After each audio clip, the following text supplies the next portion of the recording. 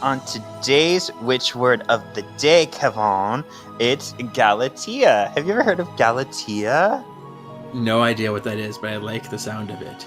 You've heard of it because I just didn't know this was the name. Okay, so the Roman poet Ovid, in his Metamorphoses, Book 10, relates that Pygmalion, a sculptor, makes an ivory statue representing his ideal of womanhood and then falls in love with his own creation, which he names Galatea.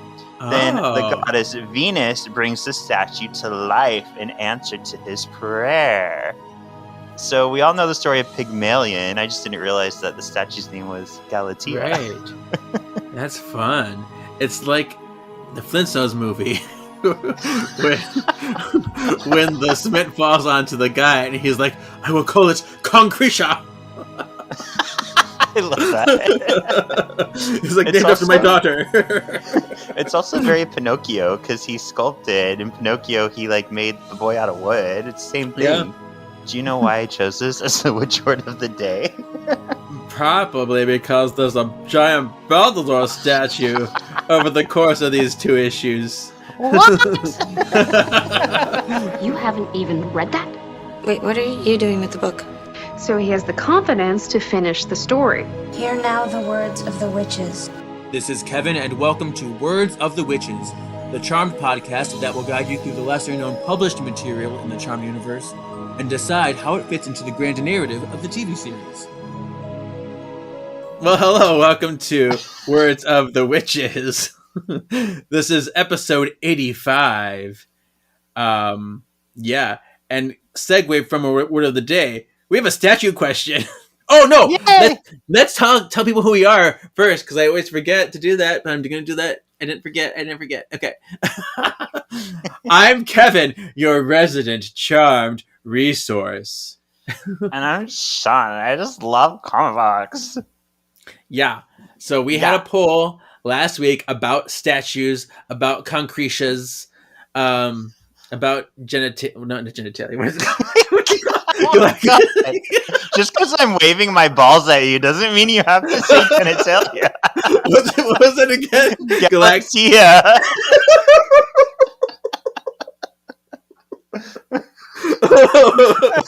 Yeah.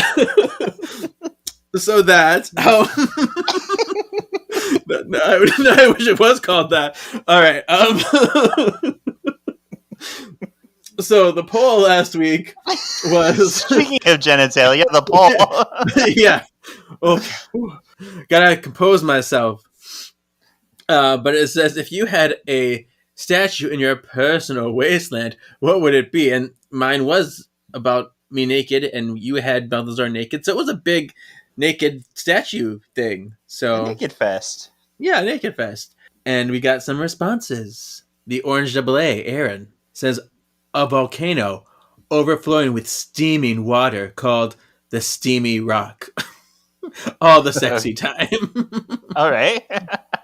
Then we have Joey the Dream Fighter, says a statue from Hot Chris Hallowell or Shirtless Leo Wyatt. Oh. J3 Alliance says season 8 Leo but naked. So we got everyone's in the horny statue mood. Robbie Clark 87 says Fergie doing a one-handed cartwheel. We have Sean Port, Alaska Thunderfuck. Oh yeah, I can say that here. Okay, good. Your favorite drag queen. Yay.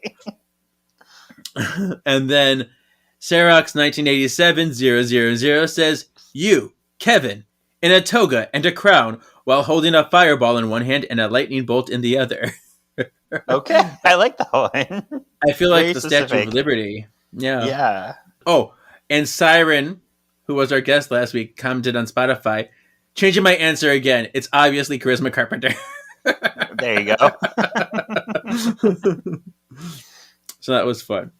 I do want to make an announcement that in a few weeks, TBA, I don't know the exact date and time yet, but I am planning on doing an Instagram Live to discuss the Charmed musical project.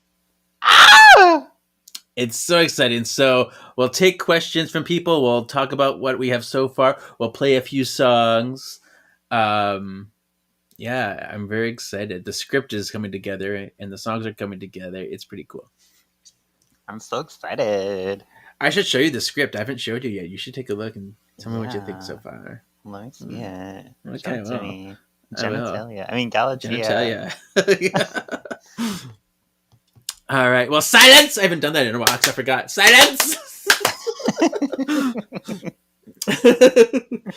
Here now the words of the witches. So we are going to talk about Season 10, Issue 10, The Curious Case of Benjamin Turner. Oh. And this was published July 22nd, 2015. Written by Pat Shand, artwork by Eliza Feliz, colors by Valentina Cuomo, letters by Christy Sawyer, edited by Pat Shand, and cover art by David Seidman. And we love this cover because it's beauteous. Yes, it is. It's beauteous. Yeah. We described it last week, but we got this lightning bolt figure, which we do know is Prue. We've got the side profile faces of Piper and Phoebe and Paige and Coop, and the metaphorical Benjamin Turner, the old man, which you correctly guessed last week. I was very impressed by your astuteness. And we have even the little Halloween Manor there too on the bottom. Oh, yeah. So it's a beautiful picture. And I just want to say, going back to what Pat Shand said real quick, because I noticed something last week. I noticed when the orbs broke, the green smoke from the orbs was twisting around. So I was like, obviously Benjamin Turner comes back, but it's never how you think it's going to happen. You may know it's going to happen, but it's not how you think it's going to happen. Yeah, it keeps you on your toes a little bit. Mm-hmm. And yeah, both, because they had two halves of the soul at the end of the last issue, and both of them broke. That's tragedy. But we'll get into what happens here. Yes. That was a little tease. A little tease of what happens. So kick us off, Sean. All right. So we open up on Balthazar wearing pants, the statue walking off of its Diaz, and somebody yells, "It's moving!" And it looks like it's Henry down below. Coop's on the ground with Tyler's on the ground also. And Henry's like, that giant coal statue is moving. And Coop is like, what the hell is going on here? And Henry goes, Coop! Come on! And then Tyler says, there's no reason to be afraid. Today isn't the day that you die! And he looks very like Pyro here because he's wearing a red shirt. He's got the blonde hair. His eyes are glowing green, and he's got flamies coming out of his face and his hand. It's a sexy drawing. I think it looks so cool. See, I didn't think Pyro. I thought of Dash from Incredibles, but you're right, Pyro too. It does look like Dash, like if he was rendered as a person. I mean, not like a chibi person, like a person. Yeah, and he's a kid. He's older than Dash would be. So, yeah. So the next page, we're at the Nexus of the All. Prue's castle. It looks like it's changed again. It's another design. If you look at it, it's on a rock. It looks like a black Emerald City, kind of. Yes. But you hear Prue yelling, "Kira, Kira!" And then Kira's on the floor, passed out almost, and she's waking up, and she's like, "Yowza." It's so cute. And Prue's like, "Yeah, you passed out." And she's like, "That's one version of it, but, my version is like, you knocked me out with your brain, Prue." And she's like, "No, I didn't. How could I?" And she's like, "You're giving off some very serious vibes, girlfriend."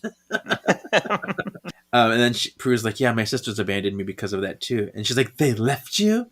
And Prue's all sad. She's like, "Yeah, they tell me that it hurts to be around me. Psh, so stupid. It's just me. I'm the same person." And then Kira's like, "That's so funny." It's like, "Oh, you're serious." It's like, "Yeah, you are definitely not the same, bitch." It's like, "You're the same as a caterpillar to a butterfly, a dragonfly to a big honking fire and breathing dragon. You're all powerful." And then Prue's like, well, do you know what I am or not? She's like, of course I do. But do you want to know? What? So next page, back at the manor for the first time.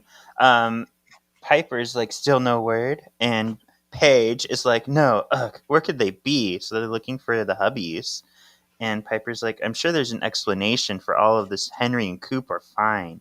If they weren't, we'd feel it. You know that, right? And Paige says, I do. I just, with all she's been through, I don't know if Phoebe does.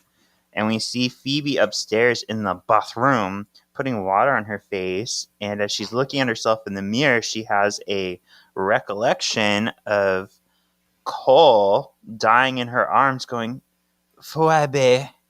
Oh, see, you said she's putting water on her face. I thought she was crying in the mirror. But that, I don't know. Because it looks like it's on her like forehead too, so that's why I thought she was putting water on her face. Oh yeah, you're right. But I guess either one works. I mean, you could cry and put water on your face. True. But I wonder, is this Flash? Is this a premonition of the past, or is she just remembering? I don't know. Oh, wait, a premonition of the past? Yeah, she gets visions of the past too, you know. That's true. But I don't know. All right, so then the next page is Leo taking care of the children's. It's the twins, Kat and Tam. And he's like, your dad's going to be here soon, don't worry. And then you hear her go, Daddy?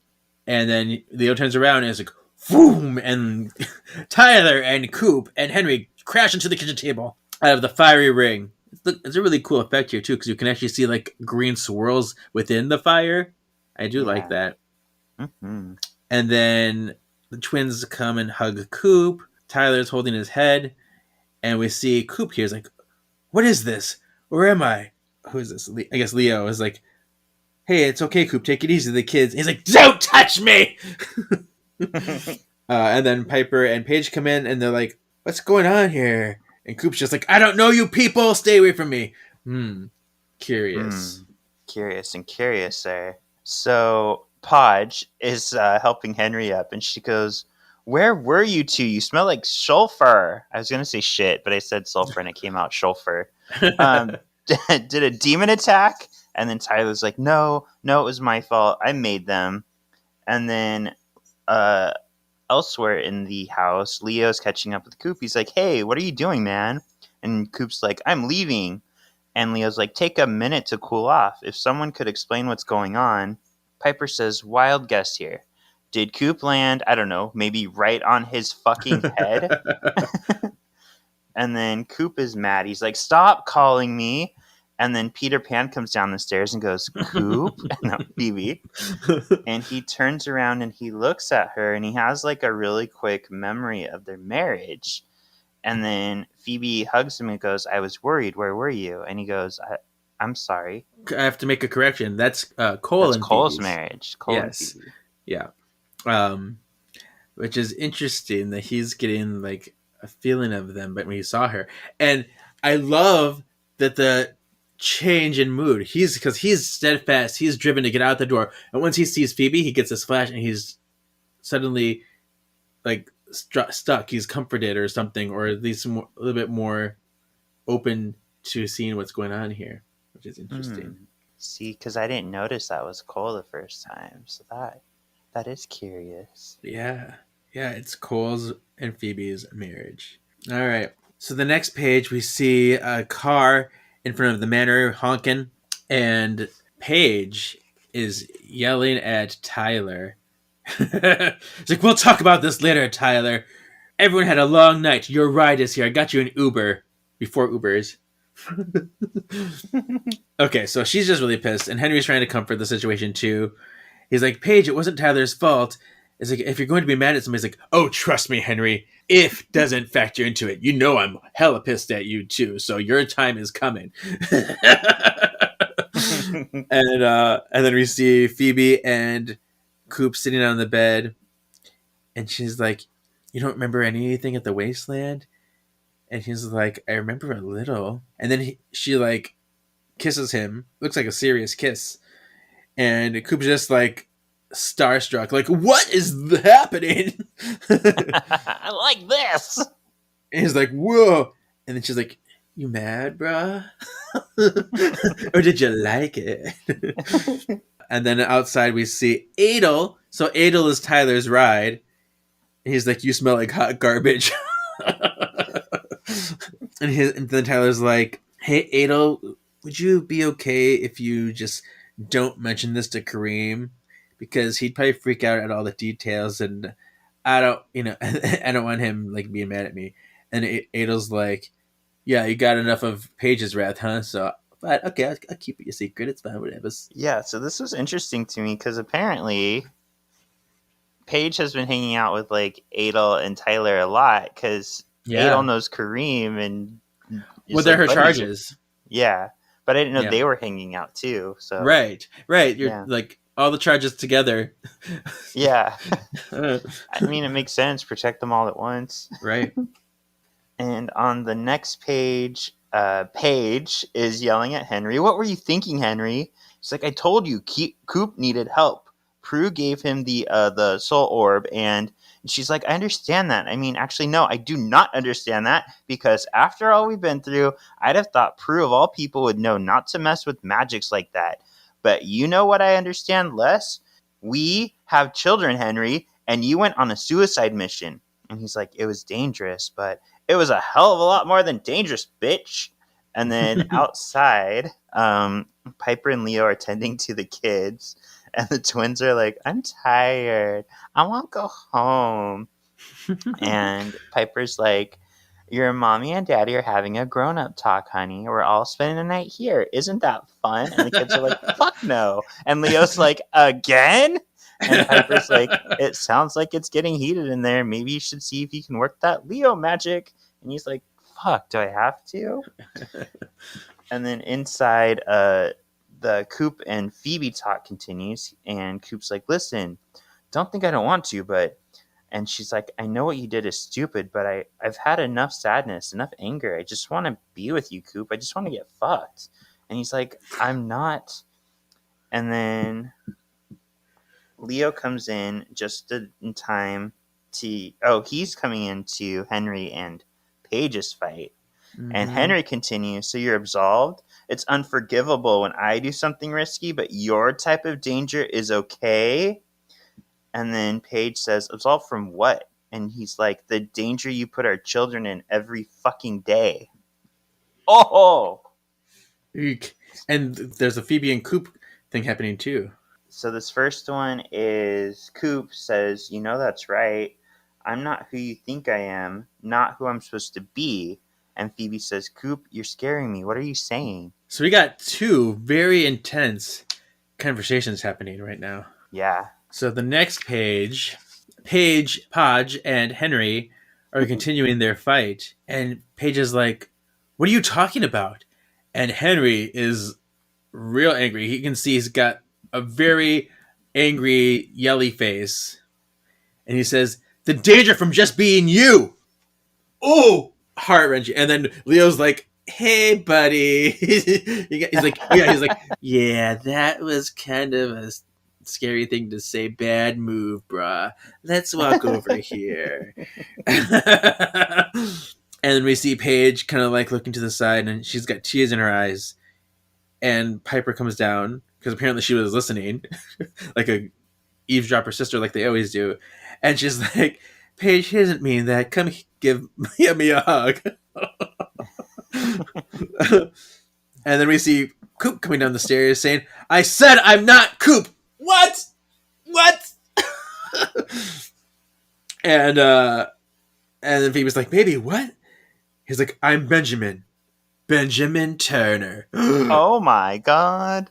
Oh my gosh. And we see like the flash of the soul shattered things glowy out to just show you, remind you that these pieces of soul came together and were released. Mm-hmm. They went into Coop's body. It went into Coop's body. I want to go into Coop's body. I think this picture of Coop coming down the stairs is funny because I don't think he's like proportioned right. He looks short. Yeah. He's walking on his knees there.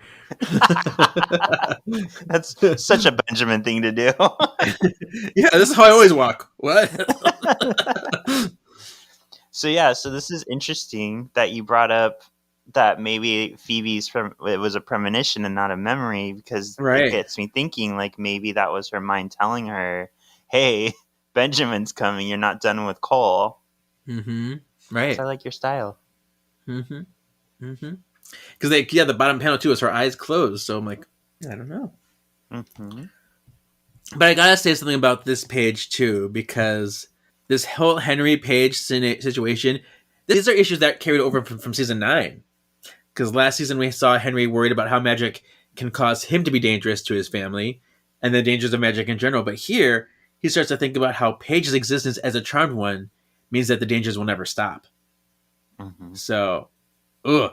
And we, back in season 8 when we first met Henry, he chose Paige. He chose to accept her magic and all, and he accepted the risk. But I don't think the repercussions of that like truly hit him until he had kids. Until like all the dangers showed their face, because he thought maybe magic was a bit more fun. Magic can fix magic. He probably didn't realize how risky it really was. And then seeing Paige's face here with the tears is heartbreaking, because it's scary to believe that the very things that make you special are the things that make you a threat. Like to feel that the very fiber of your being is somehow bad. That's tough. Yeah. That's tough. So lots of emotions. Lots going on. Yeah. All right. So we continue in. Is this another part of the house? Where are they? No, they went out. They went to a bar or something.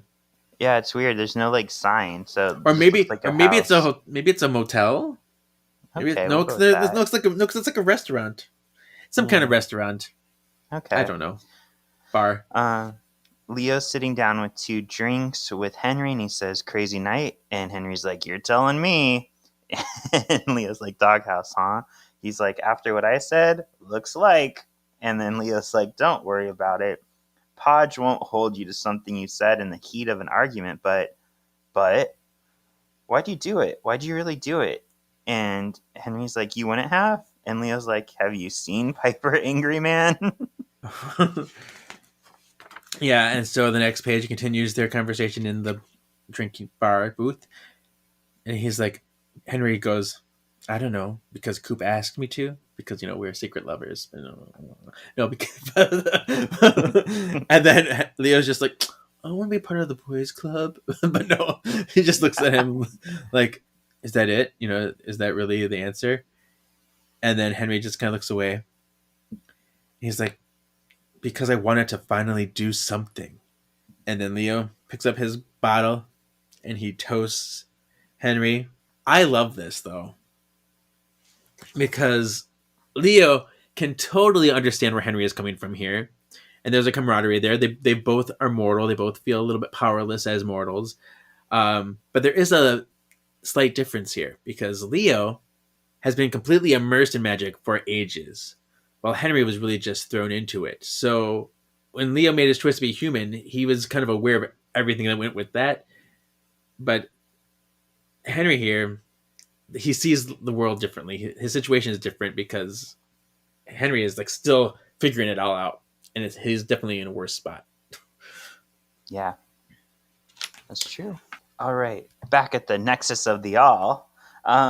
Prue is like, "Really? Are you sure? Because that's crazy." And Kira's like, "As sure as I'm still a demon."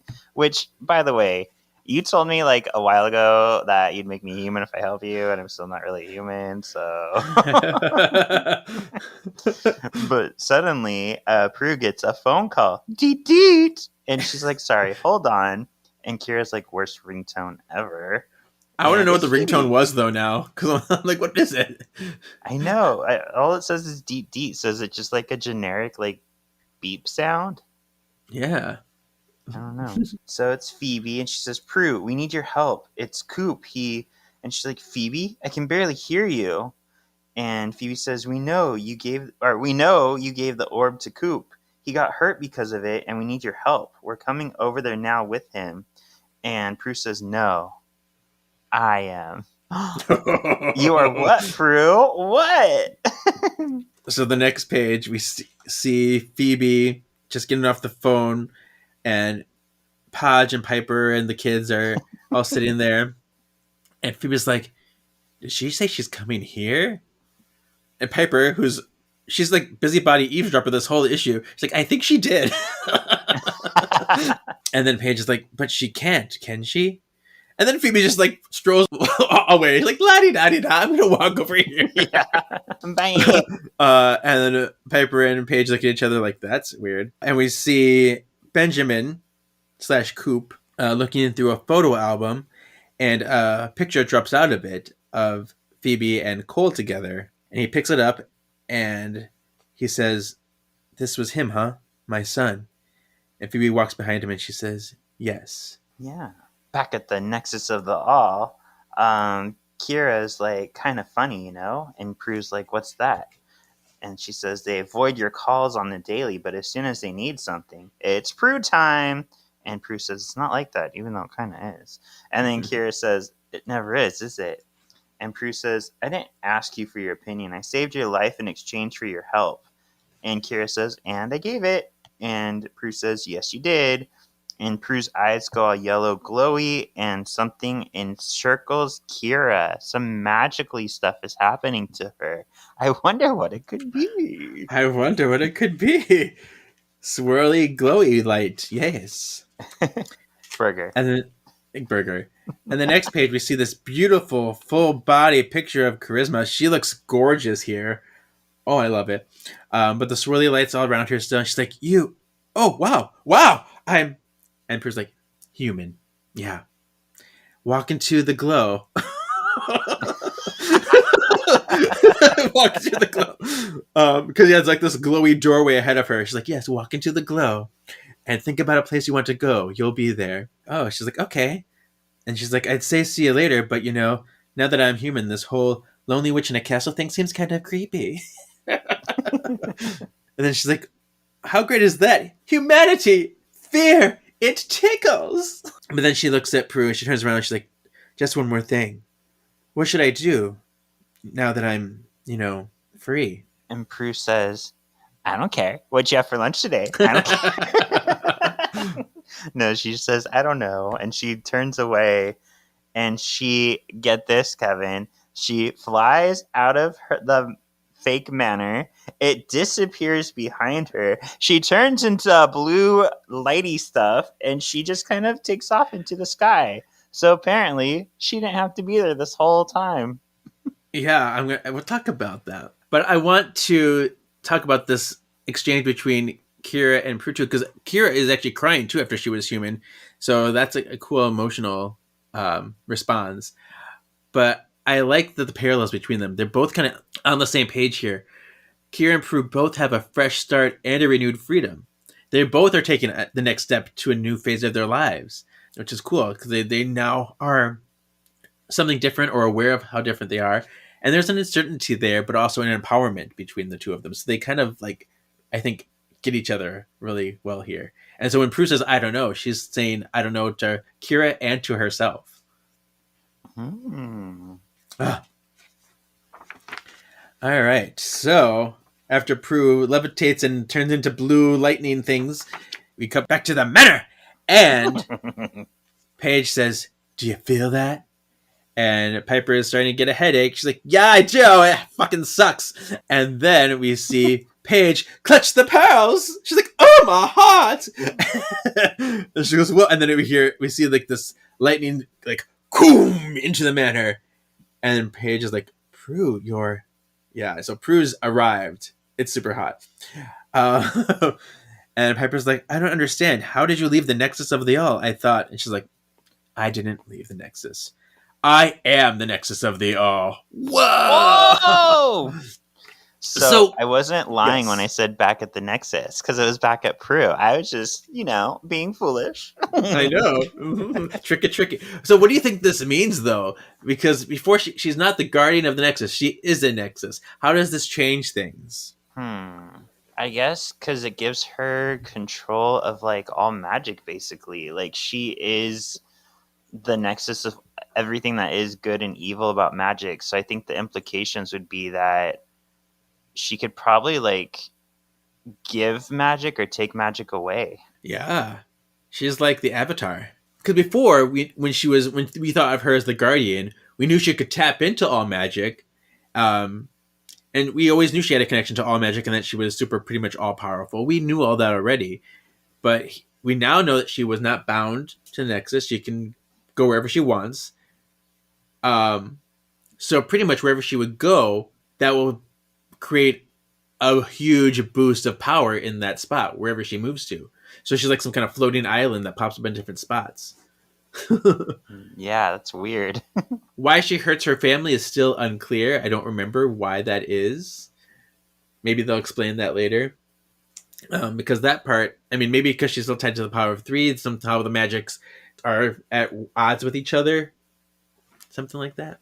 I don't know. That would make sense. Meanwhile, out back, Phoebe's sitting with Benjamin, and she says, I try to save him, you know.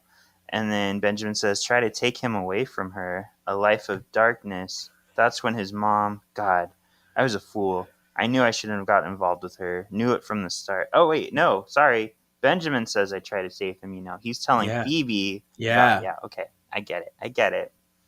So he continues, try to take him away from her, a life of darkness. That's when his mom... God, I was a fool. I knew I shouldn't have gotten involved with her. I knew it from the start. But Turner men, we don't think with our heads, you know? And Phoebe says, he told me what you wanted to do for him. And Benjamin says, and after all this time, even though I failed him, he still wanted to bring me back. And she says, Cole was very passionate when he wanted something. When he loved someone, that was it. And Benjamin says, he loved you. And you loved him right back, didn't you? I can tell from the pictures. Can you tell me about him? Aww. This is so sweet. I love this because we know here that Ben regrets not being able to protect his son from evil. He feels like he's failed, but is humbled that his son would still fight for him. Yeah. And then Phoebe, I think she really enjoys getting the chance to know Benjamin. And I think it's sweet that she can honor Cole's memory by telling his father about him. So it's a really nice exchange with them together. Yeah, it is. It's a nice little moment. I do have a you look familiar moment as well here. It's funny, she's so familiar to me, though. Reminds me of this old stray that used to hang outside my loft. Familiars. That's what I'm looking for. Have we met before? You look familiar. They're gonna think me goofy, but this whole back patio, it's the back patio. You're so goofy. we barely see it in the show, so when we do get a nice shot of it, I'm like, this looks exactly like this. So I'm going to use a picture from the day the magic died when in the backyard looking at the Aurora Borealis, combined with this picture, and you'll see a side-by-side of that because it's super cool. Cool. So then the next page, we see Prue talking to Paige and Piper, and the kid, Wyatt and Kristen. Is that Melinda there with her? Maybe it's a twin. I think it's Melinda. But some kids are there. And she's like, so that's it. Ben's soul got into Coop. And Piper's like, that's it? This is a problem, Prue. It's unprecedented. If Ben is in Coop, then where is Coop? And then she's like, let's find out. And we see here that Wyatt's head was starting to hurt too. So it's not just affecting her sisters. It's starting to affect the nephews and nieces and stuff too. So that's kind of crappy. Prue is starting to walk out to the backyard, and Phoebe's like starts to get the headache, and she's like, Prue, and then she comes up. She's like, Benjamin, I can help you, and she tells him. I like this too because she gives him the choice. She doesn't just make a move and just do what she wants. She lets him choose what he wants to do, which I like. Mm-hmm. She says, do you want to pass on or do you want to live? And then he says, I want to live. And she says, good, come here. Oh, but then Phoebe does ask, like, what about Coop? It's a valid question. Yeah, she's like, what are you going to do? Is he just going to live and stay in his body the whole time? As enticing as it is to have my dead ex-husband's father's body in my present husband, or soul in my present husband's body, I don't love it. I don't love it. So we see Prue, she's got glowy Hansburgers, and she puts them on Benjamin's head. And then we see the graveyard where Coop died. Like, all these... Cole. all these like magical shards like come up out like off the ground, I guess, or like she's turning back time. Maybe I'm not sure. Do you have any ideas what's going on here? I feel like it is the shards that were left from Cole's body. I don't know where they Okay. came from. Probably just the ether. Maybe they just left a traumatic energy sphere in that space, so maybe she's just pulling them out of the energy sphere. I don't know. It's magic. She got all the It's magic, magic. so Okay. She can just do whatever she wants. yeah. And she takes the Benjamin soul out of Coop and she sends it to the shards at the graveyard. Yeah. These are really cool visuals here. Mm-hmm. I do like the drawings. So then, back at the manor, Coop starts to fall over. He gets lightheaded, and Phoebe's like, "Ben!" He's like, "What did you just call me?" And she's like, "Oh, you're Coop. Let's kiss. Let's have sex." Coop's like, "Yo, I have no memories of what just happened. I was in the wasteland. Now I'm here." And he's like, "Wait, is that Prue? What?" But Phoebe isn't having it. She's like, "Just kiss me." And then Piper just wants to know. She's like, "How did you even get here?" And then Prue's like, "It still hurts you being around me," and she leaves. And Piper's like, "Wait!" And then at the bottom, Coop's like, "I'm getting the feeling that I missed something." On the next page, we see Prue Pierce Burgers in the graveyard. In the graveyard! And she sees in the distance there's a person walking towards her. And she says, "Don't be scared. It's me." And then the person says, "Who the hell's body is this now? Are you witches messing with me?" And then the final page, Prue says, "This is your son's body, Cole's. Come with me, Benjamin." And we see Cole's body standing before us, his big old face and his little tease of chest hair. But Prue tells Benjamin, "I believe we can help each other." The end. To be The end. continued. To be continued. Okay, so I have a few things here. Well, first of all, this is our power play moment at the very end.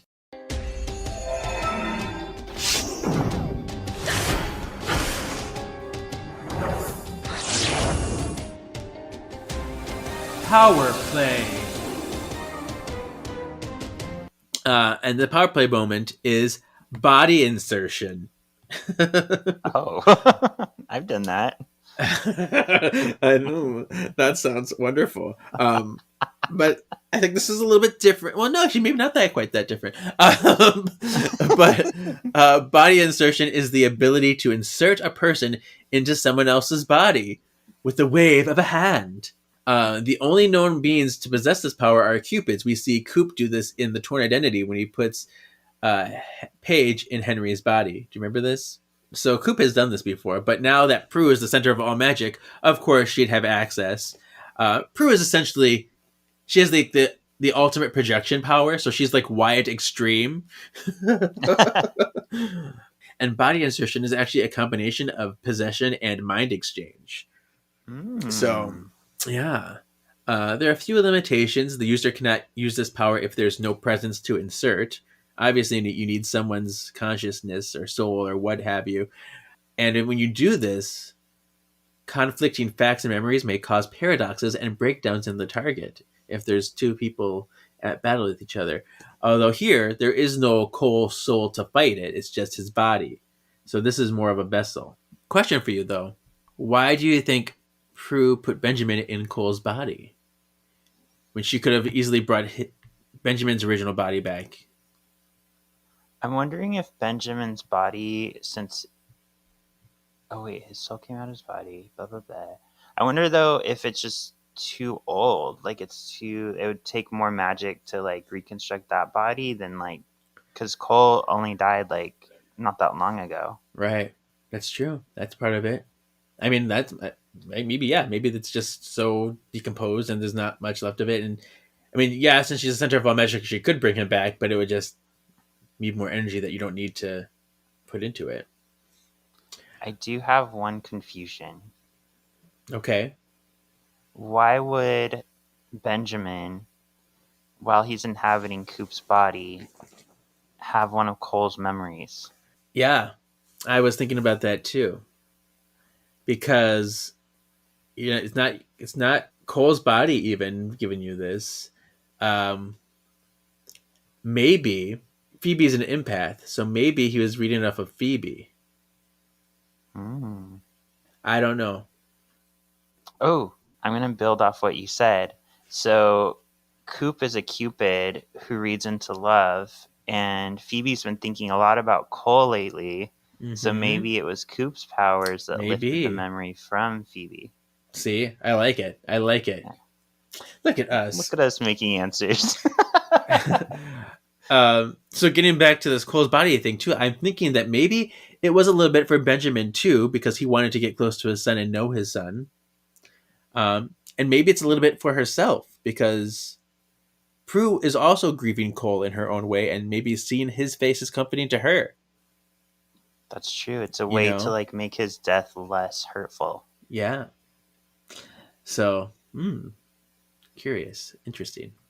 Whew, but that's the end of it. How do we feel about this issue? I think you're gonna hate me a little bit, but I'll start at the top. I thought this one had some really cool family moments. Like I love that they're fighting. I think for me, it's exciting to see.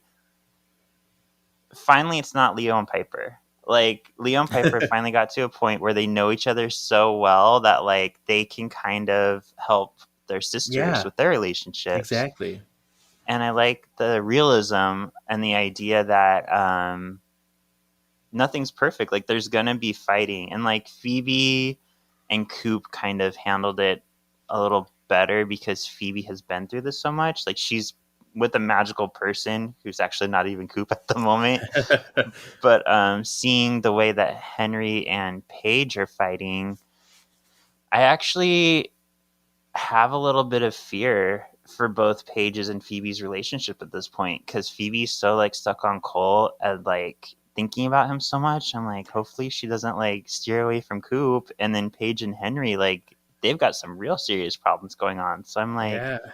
I'm pretty sure they'll all make it, but like it has me questioning like I never did before. You know, you always kind of knew Leo and Piper would end up together, but this is an enigma. I like this. There's no rule that says their relationships have to stick. Yeah. So, yeah. The thing I didn't like about it, I feel like for all the buildup over like 3 or 4 comics to finally figure out what Prue is, just to be like, oh, she is the Nexus. I'm like, that's all? That's like, I know there's implications here, but like, she just suddenly realizes like, oh, I could have left this whole time. I just never really tried. Yeah. It didn't seem as big a revelation as it should have been, because it pretty much is like nothing changed. For us, it's like, it's okay, so it's exactly things we know. You can just leave now. Yeah, I wish there was like more of a catalyst or something that made her realize like, oh shit, like this was a self-imposed prison basically. Yeah. So yeah, I get that. But I did like this issue a lot. I thought it was beautiful. I thought there were other significant revelations besides that one about, Benjamin, and about Coop, and about Paige and Henry, and all these things. So there's some characters really going through some shit. So Yeah. I was invested. I was moved the whole way through. I still think Prue is badass as hell. I love watching her. And it made me think a lot. Next is put that in my canonical hat. Canonical. Do you have things? I don't think I do. I don't. I have quite a few things to talk about here. Well, most of them are just reiterating what I said last issue about the wasteland things, because I still don't know how there are corporeal human demons. Human demons, it sounds kind of weird to say, but like anthropomorphic. There you go, anthropomorphic demons in the wasteland, because we've only ever seen vanquished demons explode when they enter the atmosphere. So I'm like, how do they have bodies?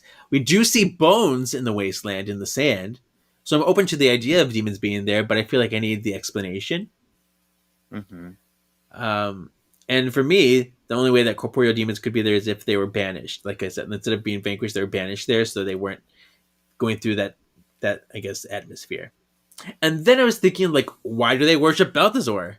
Like, I know he was very well respected and feared, but demons are usually more self-interested than to erect gods unto themselves. Let alone dead demons. You're already dead. Like, so, I don't know. Something doesn't fit. And why does Balthazar have pants? And why does he have pants?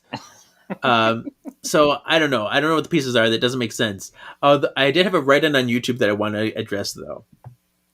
So Kay Saramore on YouTube said, "Didn't Cole vanquish?" They spelled this out vanquish on purpose. They said vanquish. Yay! Capital Q, capital U, capital I. But he says, because his idea is that since Cole vanquished the beast, that the demons after that came to the wasteland were allowed to live. And that is why the vanquished demons think of Balthazar as their Lord Jesus Savior, and they build a statue for him. Because they live. So I like the idea, except the beast wasn't killing them. They were dead. He was just sucking up the powers. They were already burst into powers before the beast even came to them.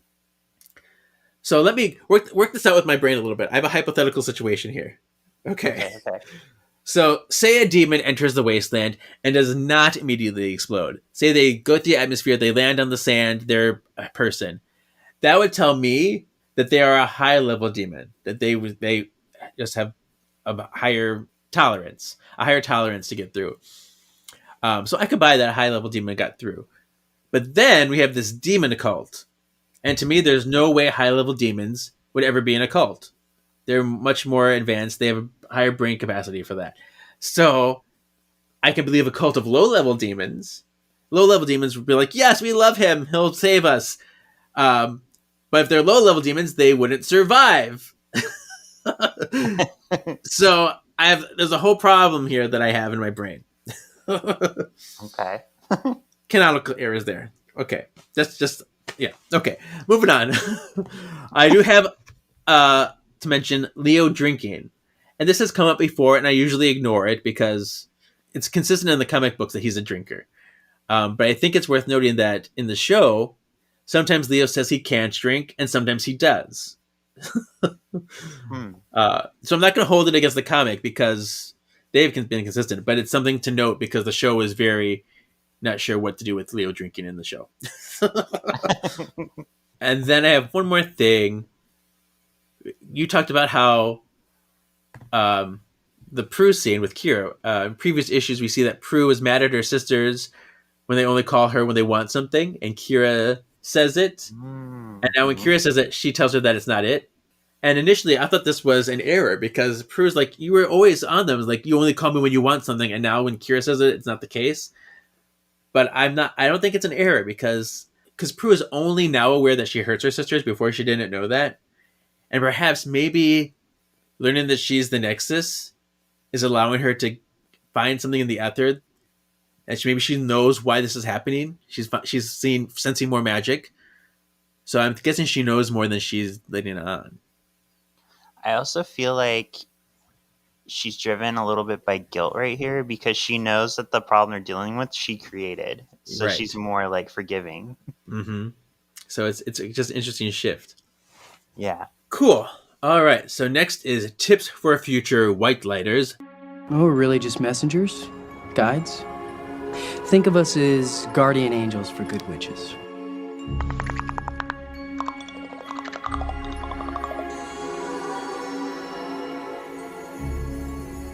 Tips for future white lighters. I was out being a force of good in the universe. What's the moral? Well, okay, correct me if I'm wrong, but the reason why Prue thought she couldn't leave is because the elders told her, right? They told her she had to stay there? I don't even remember the reason. I think it was. Yeah, because that's the basis of my tip for future white lighters is basically like explore. Like following the rules isn't always the way to go. Like sometimes you have to think outside the box, and I'm just surprised that she didn't Just really took the word. Right. Yeah, she just was like, okay, I trust the elders who lie to us constantly. I can't leave. Right.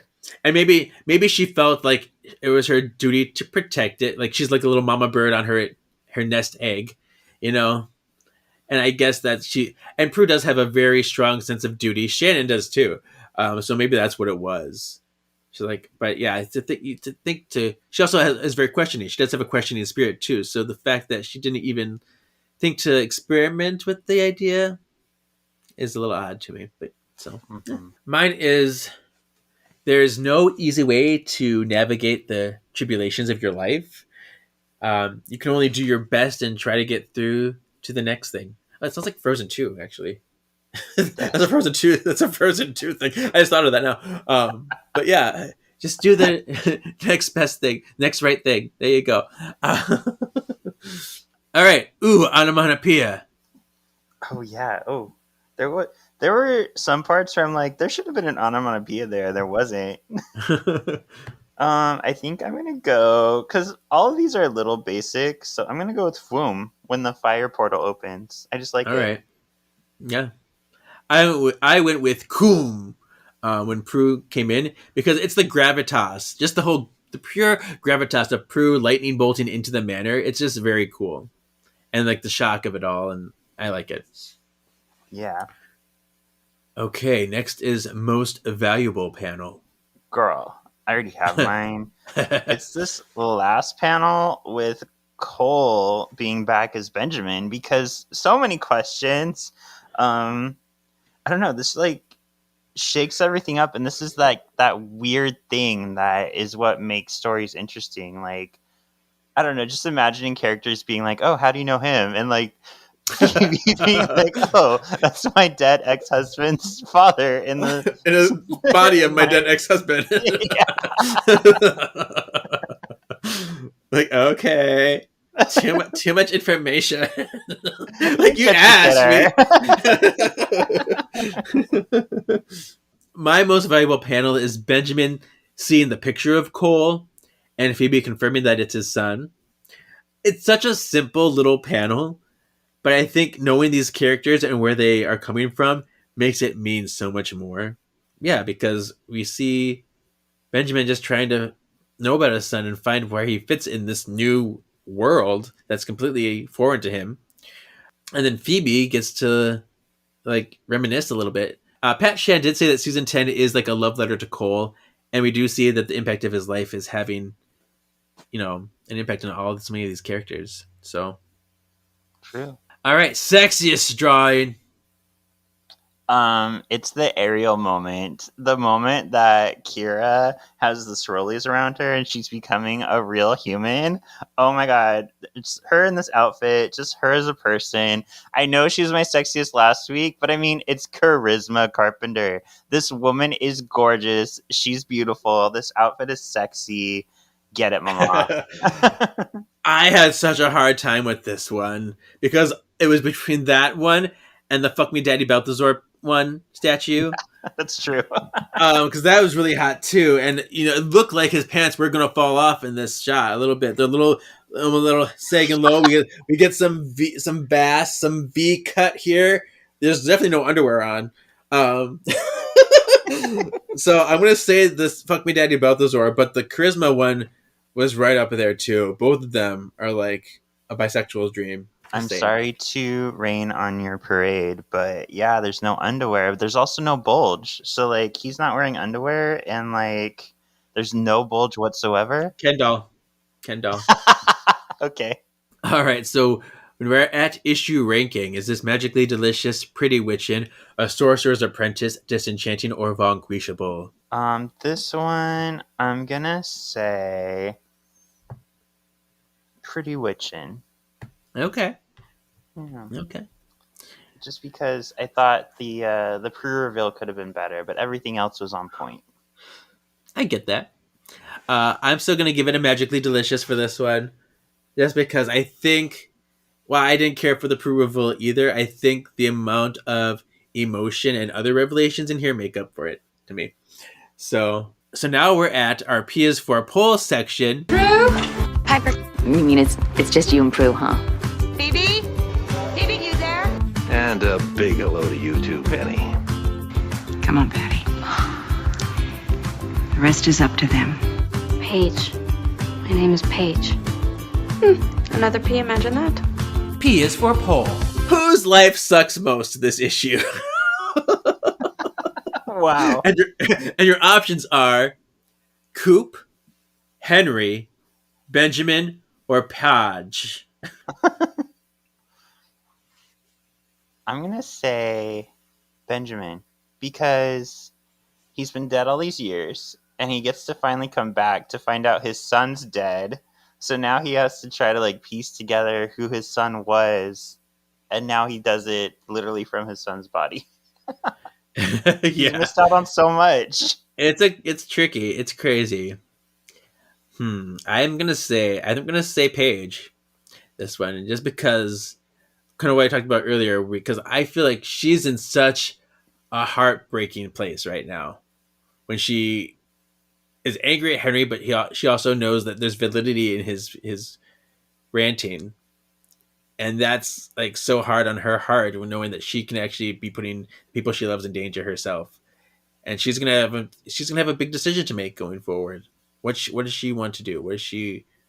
It's scary. So I'm gonna say Paige. Mm-hmm. All right, so Sean, tell us what's next. Sure. Oh my gosh, Kevin. Oh, Barbas is back apparently because in this image, Barbas is like hauntingly like creeping up on Paige, and like it's really cool the way he's framed in this like broken glass. Like he's almost coming out of this black, and in the broken glass we can see Henry's face. So it seems like the repercussions from this fight are going to lead to something even more disastrous. And the issue's called Fear Always Comes Back.